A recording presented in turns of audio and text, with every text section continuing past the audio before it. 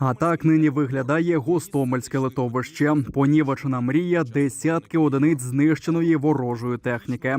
Саме тут точилися запеклі бої з перших днів широкомасштабної війни. Ворог мріяв захопити Київ за 3 дні, саме тому злітна смуга литовища мала стратегічне значення. Тут загарбники планували висадити великий десант з важкою бронетехнікою, аби наступати на столицю. Цим планам не судилося збутися. Українські воїни завчасно зруйнували злітну смугу.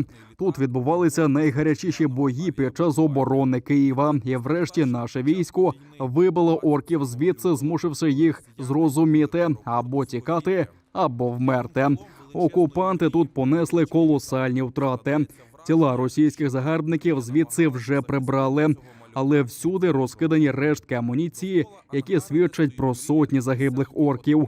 Наших воїнів, які звільняли литовище, вразило місце, де окупанти мешкали. Тут було місце для сну, смітник та туалет.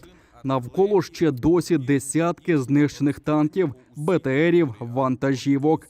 Їх залишки розкидані по всьому аеропорту. А посеред них знищена гордість вітчизняного літакобудування. Найбільший літак у світі – «Мрія». Так окупанти помстилися за свою поразку. Але українські герої вже звільнили Київщину і продовжують гнати окупантів із нашої землі.